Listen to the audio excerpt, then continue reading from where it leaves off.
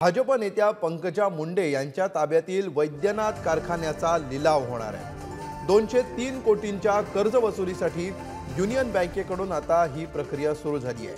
25 जानेवारी रोजी ऑनलाईन प्रक्रिया पार पडणार आहे असा उल्लेख या नोटिशीत करण्यात आला आहे। दरम्यान यापूर्वीच पंकजा मुंडे यांच्या वैद्यनाथ कारखान्यावर जीएसटी विभागाने देखील दंड ठोठावला होता।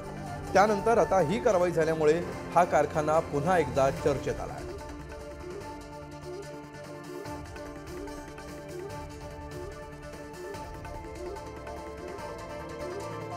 तर हा लिलावापर्यंतचा प्रवास बघा।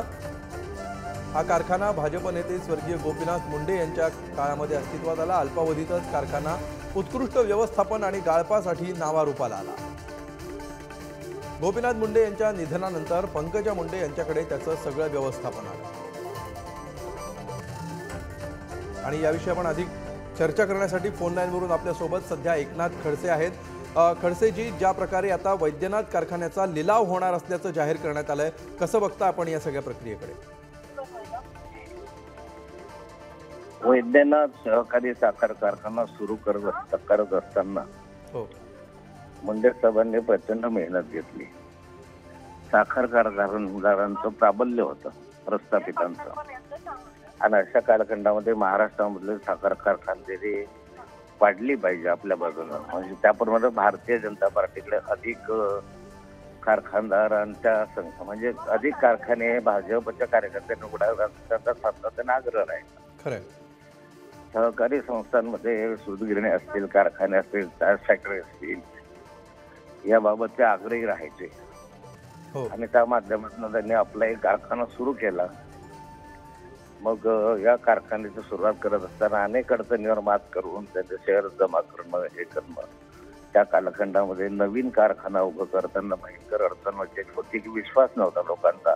तेव्हा कारखानादारे सिंगल करायचे किंवा हे तुमचं काम नाही आहे असं ते सिंगल करत असताना त्यांना तो कारखाना उभा करून यशस्वीरित्या तो चालवला। म्हणजे महाराष्ट्रामध्ये सर्वात उत्तम चालणारा कारखाना म्हणून त्याचं नाव रूपात आला। आणि मुंडे साहेब गेल्यानंतर मुंडे परिवारालाच घर लागली।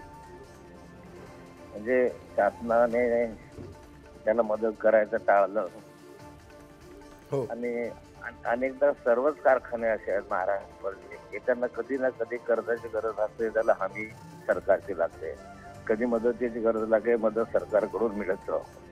काँग्रेसच्या कालखंडामध्ये सातत्याने मुंडे साहेबांना मदत झालीच नाही, परंतु भाजपच्या कालखंडामध्ये अलीकडे जर पाहिलं तर त्यांचे प्रस्ताव सातत्याने नाकारले गेले आणि मग दुसरा पर्याय त्यांच्याकडून नव्हता, ते कर्ज भरू शकले नाही। मधल्या कालखंडामध्ये ईडी वगैरे सारख्यांच्या नोटीस आल्या, त्यामुळे मला स्वास्थ्य बिघडत चाललं आणि कारखान्यांमध्ये स्पर्धक वाढले। त्या ठिकाणी त्या कारखान्याचे 4 कारखाने आजूबाजूला उभे राहिले आणि त्यामुळे कारखाना दिवसेंदिवस नाजूक होत गेली ना। हा कारखाना मुंडे साहेबांच्या पुण्यानं, मेहनतीनं, कष्टानं उभं केलेला होता, या ठिकाणी आलेला दिसतोय। खरं म्हणजे सरकारला जर मदत करायची असेल तर अजूनही सरकार यामध्ये मदत करू शकतं, पण अनेकांना मदत केली, अनेक कारखान्यांना नियम टाळून मदत केली, कर्ज थकलेलं असताना मदत केली, परंतु या कारखान्याला जाणीवपूर्वक मदत टाळण्याचा प्रयत्न झाला असं एकंदरीत चित्र आहे। कशा मुंडे साहेबांवरचा राग असेल का मुंडे साहेबांच्या परिवाराचा राग असेल? निश्चितपणे म्हणजे ह्या सगळ्या घटनांकडे जर आपण क्रम लावायचा म्हटला तर एकतर व्यवस्थापनातले अडथळे आहेत, व्यवस्थापनाच्या ज्या काही मर्यादा दिसून आल्या तो एक मुद्दा आहे, दुसरीकडे सरकारचं धोरण आहे आणि तिसरीकडे भाजपमधलं अंतर्गत राजकारण आहे। या 3 मुद्द्यांपैकी सगळ्यात जास्त कारणीभूत याला काय आहे असं तुम्हाला वाटतं? धोरण वगैरे बदल, पण याला अंतर्गत राजकारणाचा फटका हा या कारखान्याला बसताना दिसतोय। मग अनेक कारखाने मी पाहिले, त्याच्यामध्ये हर्षवर्धन देशमुखांपासून तर अगदी पश्चिम महाराष्ट्रामधले अजितदादा पवारांकडचे कारखाने असतील त्या भागातले, की ज्यांना जे थकलेलं आहे, गव्हर्नमेंट गॅरंटीवर कर्ज मिळालं आहे, ते वर्षानुवर्ष त्याने भरलेलं नाही, तरीही त्यांना नव्यानं कर्ज उपलब्ध करून 150 गॅरंटी दिली गेली। या कारखान्यांना ज्यावेळेस कर्जाची मागणी केली तर मग तुमच्या संचालक मंडळांची व्यक्तिगत प्रॉपर्टी तारण ठेवा किंवा व्यक्तिगत हमी द्या अशा स्वरूपाचं जबरदस्ती करण्यात आली. इतर कारखान्यांना सूट देण्यात आली. काही अटी जाणीवपूर्वक घालण्यात हो. ते पूर्तता करू शकणार नाही अशा घालण्यात आल्या. खरं म्हणजे सरकार म्हणून काही करू शकतं. मी सरकारमध्ये अर्थमंत्री होतो. अनेक खरं. ठिकाणी आम्ही अर्थमंत्री असताना त्या ठिकाणचे कारखान्याची प्रॉपर्टी तारण ठेवायचो, हे ठेवायचं. पण कधी व्यक्तिगत गॅरंटी घेतली आहे, व्यक्तिगत तारण ठेवलं कधी झालं नव्हतं. पण अलीकडे छळायचं म्हटलं तर कोणत्याही खरं म्हणजे मार्गाने निश्चितपणे खडसे साहेब तुम्ही जसं म्हणताय त्यानुसार सरकारने जर मनावर घेतलं तर हा कारखाना अजूनही वाचू शकतो. यापूर्वीही वाचवता आला असता, मदत करता आली असती, मात्र सध्या तसं होताना दिसत नाहीये. धन्यवाद खडसे साहेब, पुढारी न्यूजला आपण ही प्रतिक्रिया दिली त्याबद्दल. आणि याविषयी आपण अधिक माहिती घेणार आहोत. आमचे प्रतिनिधी उदय नागरगोजे सध्या आपल्या सोबत आहेत. उदय, नेमकं राजकारण काय होतं याविषयी तर चर्चा झालेली आहेच, वारंवार ही होत आलेली आहे, मात्र सध्याची काय परिस्थिती आहे याबाबत काय नवीन अपडेट्स आहेत? नक्कीच भाजप नेत्या पंकजा मुंडे यांच्या या वैद्यनाथ कारखान्यावर काही दिवसांपूर्वीच जीएसटी विभागाने दंड ठोठावला होता.